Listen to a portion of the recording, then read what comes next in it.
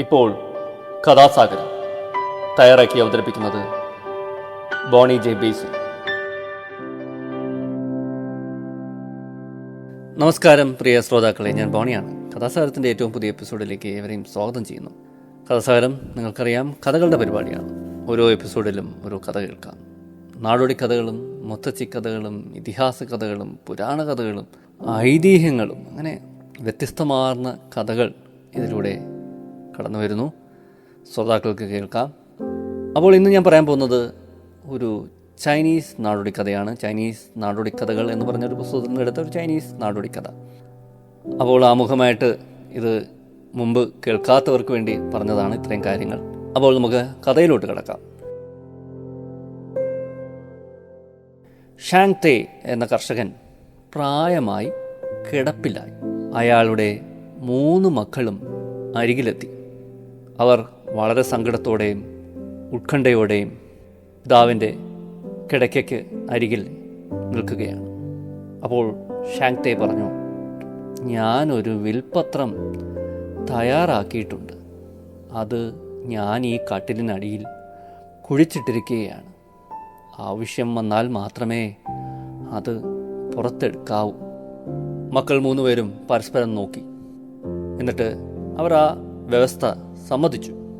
ഏതാനും മണിക്കൂറുകൾക്ക് ശേഷം ഷാങ് തേ മരിച്ചു. അങ്ങനെ കാലം മുന്നോട്ട് പോകാതിരിക്കാൻ സാധിക്കില്ലല്ലോ.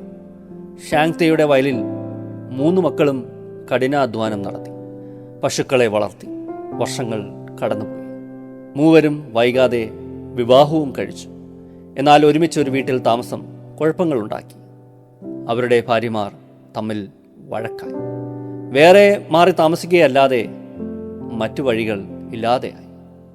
അപ്പോഴാണ് വിൽപത്രത്തിൻ്റെ ആവശ്യം വന്നത്.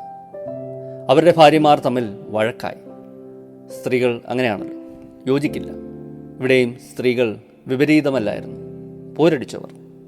അങ്ങനെ വേറെ മാറി താമസിക്കുകയല്ലാതെ മറ്റു വഴികൾ ഇല്ലാതെയായി. അപ്പോഴാണ് വിൽപത്രത്തിൻ്റെ ആവശ്യം വന്നത്. അവർ ഷാങ് തേ കിടന്ന കട്ടിലിനടിയിൽ കുഴിച്ചു നോക്കി. അത്ഭുതം! 1, 2, 3 എന്നക്കമിട്ട 3 പിത്തള കുടങ്ങൾ. അവർ വേഗം തന്നെ കുടങ്ങൾ തുറന്നു നോക്കി. ഒന്നാമത്തെ കുടത്തിൽ മണ്ണ് നിറച്ചിരുന്നു. രണ്ടാമത്തേതിൽ എല്ലിൻ കഷ്ണങ്ങളും. മൂന്നാമത്തെ കുടത്തിൽ കൽക്കരിയുമായിരുന്നു. മക്കൾക്ക് ഒന്നും മനസ്സിലായില്ല. അവർ പരസ്പരം നോക്കി കണ്ണുമിഴിച്ചു. ഇതെന്ത് കൂടോത്രമാണ്? മൂത്തവന് അരിശം വന്നു. അയാൾ കരുതിയിരുന്നത് അച്ഛനെന്തോ നിധി സൂക്ഷിച്ചിരുന്നു എന്നാണ്. ഇതിലെന്തോ അർത്ഥമുണ്ട്. രണ്ടാമൻ അത്തരത്തിലാണ് വിചാരിച്ചത്. 3 മക്കളും കൂടി ഗ്രാമവാസികളെ വിളിച്ചുകൂട്ടി ഈ കാര്യം പറഞ്ഞു. എന്നാൽ ഇങ്ങനെ ഒരു വിൽപത്രം അവർ ആദ്യമായി കാണുകയായിരുന്നു. ഒരുപക്ഷെ ഗുരു കിംസും ഇതിനൊരു പരിഹാരം കാണും. ഗ്രാമവാസികളിൽ ഒരുവൻ പറഞ്ഞു. കിംസും ഒരു സന്യാസിയാണ്. അവരുടനെ കിംസിനെ കാണാൻ പുറപ്പെട്ടു. ഒപ്പം ചില ഗ്രാമവാസികളും കൂടി. കിംസും അവരെ സ്വീകരിച്ചു. മക്കൾ അവരുടെ നിസ്സഹായ അവസ്ഥ കിംസിങ്ങിനോട് പറഞ്ഞു.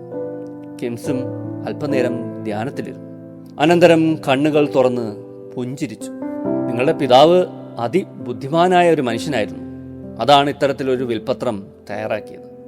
മക്കളായ നിങ്ങൾക്ക് മനസ്സിലാകാതെ പോയതാണ് എനിക്ക് അത്ഭുതം. ഞങ്ങൾക്കതിന് കഴിയുന്നില്ല ഗുരു. സാരമില്ല, ഞാൻ പറഞ്ഞു തരാം. ഒന്നാമത്തെ കുടത്തിൽ മണ്ണ് നിറച്ചിരിക്കുന്നു. അതിനർത്ഥം കൃഷിസ്ഥലങ്ങൾ മൂത്ത പുത്രനാണ് എന്നാണ്.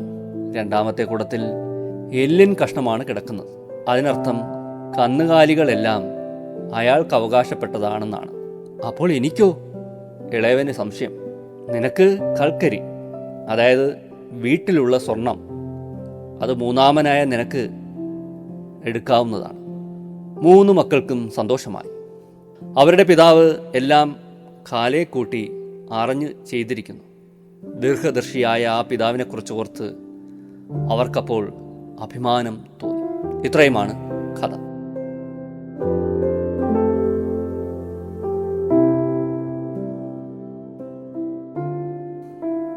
വളരെ ചെറിയൊരു കഥ അല്ലേ? ചില കാര്യങ്ങൾ മനസ്സിലാക്കാൻ ബുദ്ധിമാന്മാർക്കേ സാധിക്കൂ, അല്ലേ? ചില അർത്ഥങ്ങൾ, ചിലതിൽ അടങ്ങിയിരിക്കുന്ന അർത്ഥങ്ങൾ ഗ്രഹിച്ചെടുക്കുക എന്നൊക്കെ പറഞ്ഞാൽ അതൊരു ഭൗതികമായൊരു വ്യായാമമാണ്. അത് മനസ്സിലാക്കുക എന്നുള്ളത്. സ്വത്ത്, അത് തന്നെയാണ് ഇവിടുത്തെ വിഷയം. എന്ത് ആർക്ക് കിട്ടും? കാലം എത്ര കഴിഞ്ഞാലും അതിനൊന്നും ഒരു മാറ്റമില്ലല്ലേ. ഇന്നും മക്കൾക്കെല്ലാം മാതാപിതാക്കളുടെ സ്വത്തിൽ വലിയ താല്പര്യമാണ്. അവരുടെ കാലശേഷം അതൊരു വലിയ തർക്കവും വിഷയവുമൊക്കെ ആകാറുണ്ട്. പലപ്പോഴും അത് വ്യവഹാരങ്ങളിൽ ചെന്ന് അവസാനിക്കാറുണ്ട്. കോടതി വ്യവഹാരങ്ങളിൽ, അല്ലേ? ഇല്ലാത്ത ശത്രുതയൊക്കെ ഉണ്ടാകാറുണ്ട്. എനിക്കത് കിട്ടിയില്ല, മറ്റേ ആൾക്കത് കൊടുത്തു, യഥാർത്ഥത്തിൽ എനിക്കായിരുന്നു അവകാശപ്പെട്ടത്. മാതാപിതാക്കൾ അവരുടെ ബുദ്ധി അനുസരിച്ച് ഓരോരുത്തർക്ക് ഓരോന്ന് എഴുതി വെക്കും. പലപ്പോഴും ഉണ്ടാകുന്ന പ്രശ്നമാണ് പെൺമക്കൾക്ക് കൂടുതൽ കൊടുത്തു എന്നൊക്കെ, അല്ലേ? അല്ലെങ്കിൽ ആൺമക്കളെ അവഗണിച്ചു.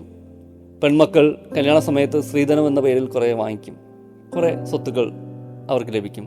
പിന്നെ പിൽക്കാലത്ത് ഈ ഷെയറിംഗ് ഒക്കെ വരുമ്പോൾ അവർക്ക് പിന്നെയും എന്തെങ്കിലുമൊക്കെ നീക്കി വെക്കും മാതാപിതാക്കൾ. അപ്പോൾ അതൊരു വലിയ തർക്കമായി. ആണുങ്ങൾക്ക് വലിയൊരു അവഗണന, അവർക്ക് തുല്യത ലഭിച്ചില്ല, കൂടുതലും പെൺമക്കൾക്ക് കൊടുത്തു. അല്ലെങ്കിൽ അതിനെ ചൊല്ലി മാതാപിതാക്കളെ നോക്കുന്നതിനെക്കുറിച്ചുള്ള തർക്കങ്ങൾ. നിനക്കല്ലേ കൂടുതൽ കിട്ടിയത്, നീ വേണം നോക്കാൻ, അല്ലെങ്കിൽ അവൾക്കാണ് കൂടുതൽ കൊടുത്തത്, അതുകൊണ്ട് അവൾ നോക്കണം. ഇങ്ങനെ, അല്ലേ? ഈ തർക്കങ്ങളിൽ അറിഞ്ഞോ അറിയാതെയൊക്കെ മാതാപിതാക്കളുമൊക്കെ പെടുകയാണ്. നമ്മൾ വിചാരിക്കും ഇന്ന് മാത്രമാണ്. പഴയ കാലത്തും ഇതൊക്കെ തന്നെയല്ലേ?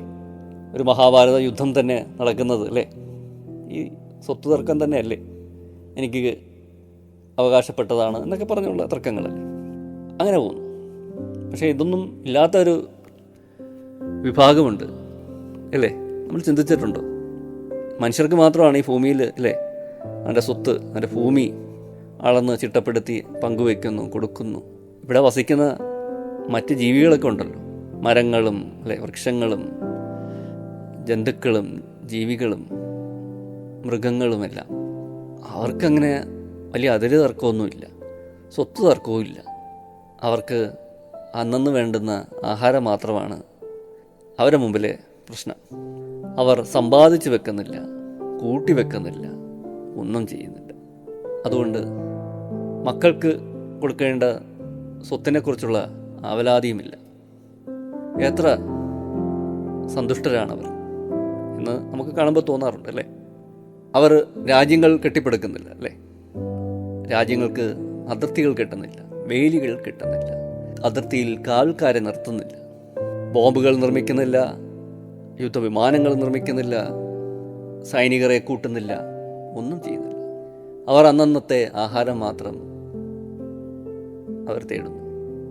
നമ്മളാകട്ടെ യുദ്ധമായി, ബോംബുകൾ വർഷമായി, പരസ്പരം കൊന്ന് വഴക്കിടുന്നു, ഭൂമിക്ക് വേണ്ടി അടിപിടി കൂടുന്നു, മക്കൾ മാതാപിതാക്കളെ കൊല്ലുന്നു, അല്ലെങ്കിൽ സഹോദരങ്ങൾ തമ്മിലുള്ള തർക്കങ്ങൾ, പ്രകൃതിയെ നശിപ്പിക്കുന്നു മനുഷ്യർ, അല്ലേ? ചൂഷണം ചെയ്യുന്നു, അണുവായുധങ്ങൾ പരീക്ഷിക്കുന്നു, ആവശ്യത്തിനും അനാവശ്യത്തിനും എല്ലാം പ്രകൃതിയെ ഇങ്ങനെ ക്രമാതീതമായി ചൂഷണം ചെയ്യുന്നു, മരങ്ങളൊക്കെ വെട്ടി നശിപ്പിക്കുന്നു, ഭൂമിയെ തുരന്ന് കൽക്കരിയും ഇരുമ്പും അങ്ങനെ പെട്രോളും, അല്ലേ, ഗ്യാസും എല്ലാമൊക്കെ നമ്മൾ തുറന്ന് എടുക്കുകയാണ്, സ്വർണവും വെള്ളിയും. മൃഗങ്ങൾ അനാവശ്യമായിട്ട് ആരെയും കൊല്ലാറില്ല. അവന് ഭയം തോന്നുമ്പോഴോ മറ്റുമൊക്കെ ഉള്ളൂ അത് സംഭവിക്കുന്നത്. അവനെ ആരെങ്കിലും ആക്രമിക്കാൻ വരുന്നു എന്നൊക്കെ തോന്നുമ്പോഴാണ് സ്വാഭാവികമായിട്ട് അവർ ആക്രമിക്കുന്നത്. പിന്നല്ലെങ്കിൽ ആഹാരത്തിന് വേണ്ടി. അവർക്ക് മതമില്ല, ജാതിയില്ല, ഒന്നുമില്ല. അതുകൊണ്ട് പരസ്പരം പോരടിക്കുന്നുമില്ല, പരസ്പരം ബോംബുകൾ എറിയുന്നില്ല, പരസ്പരം തോക്കുകൾ കൊണ്ട് വെടിവെക്കുന്നില്ല, ജാതിയുടെയോ മതത്തിൻ്റെയോ ഒന്നും പേരിൽ ആരെയും വെട്ടിക്കൊല്ലാനും പോകുന്നില്ല. അവർക്ക് ഒരു മതമേ ഉള്ളൂ മൃഗങ്ങൾക്ക്, അതേതാണ്? അവരുടെ വിശപ്പ് മാത്രമാണ്. ആ വിശപ്പിന് വേണ്ടി അവർ ജീവിക്കുന്നു, ഇണചേരുന്നു, മക്കളെ സൃഷ്ടിക്കുന്നു. അതിനപ്പുറം ഒന്നുമില്ല. ചിന്തിക്കാൻ ഒട്ടനവധി പ്രയാസങ്ങളും അതുകൊണ്ടില്ല. ഒത്തിരി കാര്യങ്ങളെക്കുറിച്ച് അവർ വ്യാകുലരാകുന്നതുമില്ല, കണ്ടുപിടുത്തങ്ങൾ നടത്തുന്നതുമില്ല. അവർക്കെല്ലാം ഈ ഭൂമി തന്നെയാണ്, ഈ ഭൂമി നൽകുന്നത് തന്നെയാണ് അവരുടെ സമ്പാദ്യവും ഭക്ഷണവും എല്ലാം. അതേസമയം മനുഷ്യരാകട്ടെ പരക്കം പായിച്ചില്ല, എന്തൊക്കെയോ വെട്ടിപ്പിടിക്കണം, സുഖസൗകര്യങ്ങൾ വർദ്ധിപ്പിക്കണം, സ്വത്തുക്കൾ സമ്പാദിക്കണം, വലിയ കെട്ടിടങ്ങൾ ഉണ്ടാക്കണം, ജോലി തേടി മറ്റ് രാജ്യങ്ങളിലോട്ട് പോകണം, അതിൻ്റെ പ്രയാസം. അങ്ങനെ നിരന്തരമായി അവൻ്റെ മനസ്സിങ്ങനെ വ്യാകുലപ്പെട്ടുകൊണ്ടിരിക്കുകയാണ് ഒന്നിൽ നിന്ന് മറ്റൊന്നിലേക്ക്. പണ്ട് മനുഷ്യരിങ്ങനെ അലഞ്ഞു തിരികെയായിരുന്നു. ഒരേ സ്ഥലത്തു നിന്ന് വേറെ സ്ഥലത്തിൽ ആഹാരം തേടി മൃഗങ്ങളെപ്പോലെ അലഞ്ഞ കാലത്ത് ഇത്രയൊന്നും പ്രയാസങ്ങളില്ലായിരുന്നു. അവനെന്ന് ഒരു സ്ഥലത്ത് അല്ലെങ്കിൽ ഒരു പുഴക്കരയിൽ അല്ലെങ്കിൽ നദിയുടെ കരയിൽ അവൻ കുടിൽ കെട്ടി താമസിക്കാൻ തുടങ്ങിയോ, അല്ലെങ്കിൽ അവിടെ തന്നെ അവൻ കൃഷി ചെയ്യാൻ തുടങ്ങിയോ, ഉൽപ്പാദിപ്പിക്കാൻ തുടങ്ങിയോ, അന്ന് തുടങ്ങി അവൻ്റെ പ്രശ്നങ്ങൾ അല്ലേ. പിന്നെ സ്വത്ത് സമ്പാദനമായി, സൂക്ഷിക്കാൻ സ്ഥലങ്ങൾ വേണം, അസൂയയായി, തർക്കങ്ങളായി, പ്രശ്നങ്ങളായി അല്ലേ, അത് പരിഹരിക്കാൻ കാരണവന്മാർ വേണം, അങ്ങനെ അനേകം പ്രശ്നങ്ങൾ. എന്തായാലും അധികം ദീർഘിപ്പിക്കുന്നില്ല, ചിന്തിക്കാൻ ചില കാര്യങ്ങൾ നിങ്ങളുടെ മുന്നിൽ സമർപ്പിച്ചെന്നേ ഉള്ളൂ. ഇത്രയും പറഞ്ഞുകൊണ്ട് ഇന്നത്തെ കഥാസാഗരം ഞാൻ ഇവിടെ അവസാനിപ്പിക്കുന്നു. അടുത്ത എപ്പിസോഡിൽ കാണാം പുതിയൊരു കഥയും പുതിയ കുറച്ച് വിശേഷങ്ങളുമായി. ഇത്ര നേരം എന്നെ കേട്ടുന്ന എല്ലാവർക്കും നന്ദി, നമസ്കാരം. Signing off, Boney.